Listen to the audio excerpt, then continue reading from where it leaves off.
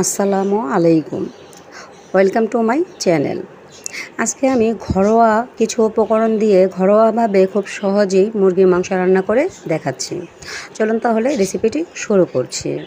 মুরগির মাংস রান্না করার জন্য শুরুতে আমি চুলায় একটি প্যান বসিয়ে দিয়ে দিচ্ছি পরিমাণ মতো তেল। তেলটা একটু গরম হয়ে আসলে এর মধ্যে দিয়ে দিচ্ছি 1.5 থেকে 2 কাপ পেঁয়াজ কুচি। পেঁয়াজ কুচিগুলোকে একটু ভালোভাবে ভেজে নিচ্ছি। ভালো হয়ে গেলে এর মধ্যে অ্যাড করে দিচ্ছি কয়েক টুকরো রসুন, আস্ত রসুনগুলোকে আমি আরেকটু ভেজে নিয়েছি পেঁয়াজের সাথে। তারপর এর মধ্যে অ্যাড করে দিচ্ছি 1 টেবিল চামচ আদা বাটা, 1 টেবিল চামচ রসুন বাটা। এবার পেঁয়াজ রসুনটাকে আমি একটু ভালোভাবে ভেজে নিচ্ছি যাতে এর কাঁচা স্মেলটা না থাকে। এটা ভালোভাবে ভাজা হয়ে গেলে এর মধ্যে আমি মশলাগুলোকে অ্যাড করে নিচ্ছি।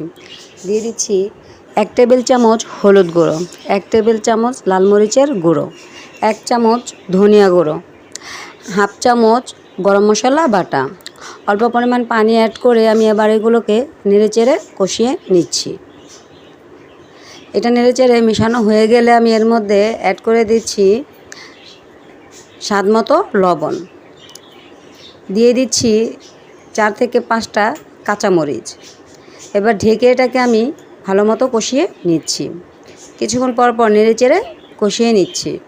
কষানো হয়ে এলে এর মধ্যে আমি অ্যাড করে দিচ্ছি মুরগির মাংস। এবার মুরগির মাংস নেড়েচেড়ে ভালোভাবে মিশিয়ে আমি আরেকটু কষিয়ে নিচ্ছি।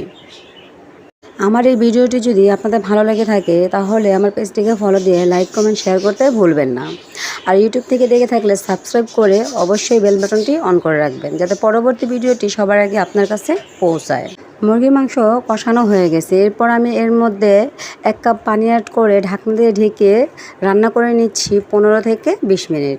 চলে আসলাম 20 মিনিট পর। ঢাকনাটাকে উঠিয়ে একটু নেড়েচেড়ে নিচ্ছি। মাশাআল্লাহ, আমার তরকারিটা রান্না হয়ে গেছে। এবার চুলাটাকে অফ করে এর মধ্যে ভাজা জিরে গুঁড়ো অ্যাড করে দিচ্ছি। ব্যাস, আমার রান্না হয়ে গেল মুরগির মাংস। আমার ভিডিওটি এতক্ষণ ধরে দেখার জন্য সবাইকে অসংখ্য ধন্যবাদ। আল্লাহ হাফেজ।